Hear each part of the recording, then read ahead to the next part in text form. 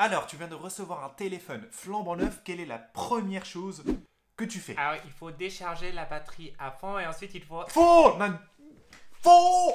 Salut tout le monde, bienvenue sur Buzz TV. Alors si tu possèdes un appareil, un iPhone, un MacBook ou un téléphone, n'importe quel appareil qui fonctionne sur batterie et tu souhaites prendre soin de ta batterie et faire en sorte qu'elle dure le plus longtemps possible, cette vidéo, elle est faite pour toi parce que je te donne toutes les règles qu'il faut connaître par cœur pour avoir une batterie qui dure le plus longtemps possible. Alors première petite information, sans trop rentrer dans les détails chimiques et vous prendre la tête, une batterie lithium-ion, c'est la batterie qui existe dans tous les appareils sur le marché actuellement. C'est deux bornes, une cathode, une anode. Lorsque l'appareil est rempli à 100%, la cathode est blindée d'ions. Lorsque l'appareil est déchargé à 0%, c'est l'anode qui est remplie d'ions. Ok? Ok. Et pour résumer, ce qu'on doit connaître, c'est qu'il ne faut jamais avoir une borne qui est remplie à fond. Et donc, logiquement, première règle, c'est de ne jamais laisser votre téléphone en dessous de 10% ou du moins. Lorsqu'il est complètement déchargé, essayez de le recharger le plus rapidement possible. Donc non, les idées reçues du style « je dois décharger mon téléphone » complètement lorsque je le reçois et qu'il est neuf, c'est complètement faux et c'est des idées reçues qui datent en fait de la batterie nickel, qui sont les anciennes versions de batterie qui n'existent plus sur le marché. D'ailleurs, si toi aussi tu pensais qu'il fallait décharger le téléphone à fond lorsque tu le reçois et qu'il est neuf, pense à t'abonner parce que ma chaîne, c'est plein d'informations qui peuvent être utiles. Et de toute façon, je saurai. Si tu me dis que non, tu pensais pas que c'était vrai, je saurai si tu mens. Donc abonne-toi.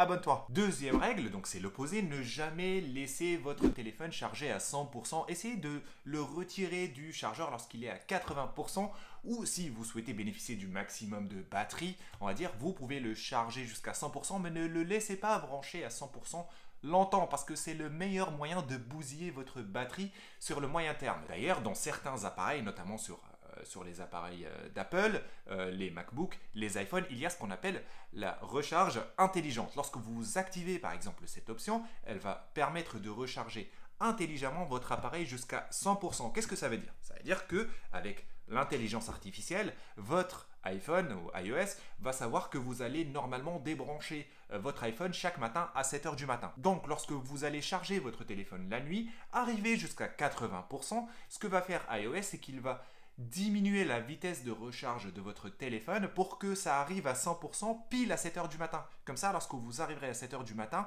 et vous déchargez votre téléphone, ça fera juste quelques minutes qu'il était arrivé à 100%. Le but, c'est que le téléphone ne soit pas à 100% rapidement. À l'opposé, si vous n'avez pas la recharge intelligente activée et vous branchez votre téléphone à 21 heures par exemple, il sera chargé à fond à minuit, on va dire. Du coup, de minuit jusqu'à 7 heures du matin, il va être constamment à 100%.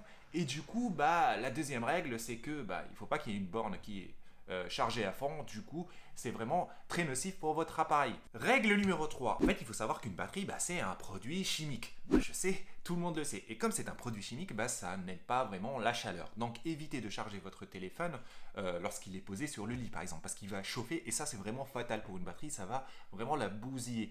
Essayez de ne pas l'utiliser lorsqu'il est posé sur une surface conductrice de la chaleur.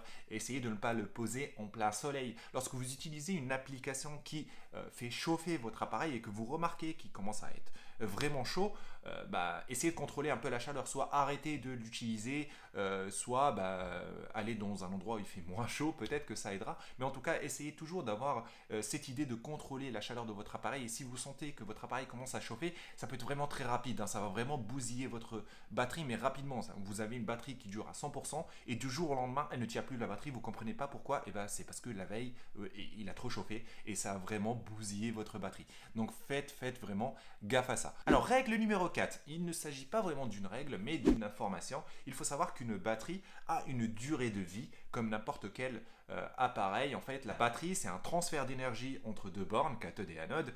Et dans la vie, dans la nature, n'importe quel transfert d'énergie, il y a forcément une petite perte d'énergie qui va se produire. Et donc, au bout de nombreux cycles de charge, vous allez perdre un petit pourcentage d'électrons ou d'ions au fur et à mesure de ces cycles de charge et du coup arrivé à un certain moment la batterie ne va plus tenir comme avant. Le but de ces règles-là, c'est de faire en sorte de bénéficier le maximum de ces cycles de charge. Les constructeurs, normalement, exposent les cycles de charge de leur batterie sur leur site. Pour Apple, par exemple, ils disent qu'un iPhone, ça tient jusqu'à 500 cycles de charge. Si vous êtes à un cycle de charge par jour, bah, ça tient un an et demi.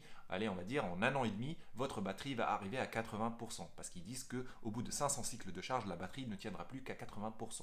Vous pouvez aller voir pour les autres constructeurs pour savoir quel est le maximum de cycles de charge que vous allez pouvoir bénéficier. Mais c'est à prendre quand même avec des pincettes parce que lorsqu'ils réalisent ces tests, ils ne les font pas vraiment en environnement réel, c'est-à-dire qu'ils contrôlent la chaleur, qu'ils le font, voilà, ils n'augmentent jamais la batterie jusqu'à 100%, jamais jusqu'à en dessous de 20%, donc ils font super gaffe, mais en tout cas, théoriquement, votre batterie peut tenir jusqu'à 500 cycles de charge s'il s'agit d'un iPhone. Donc voilà pour les règles qu'il faut suivre pour rallonger la durée de vie de votre batterie. Vous pouvez voir la vidéo qui vient juste d'apparaître devant vous, qui contient encore plus d'informations sur comment prendre soin de la batterie du MacBook notamment. Si vous avez trouvé cette vidéo utile, n'hésitez pas à liker, à vous abonner et je vous dis à plus pour une prochaine vidéo.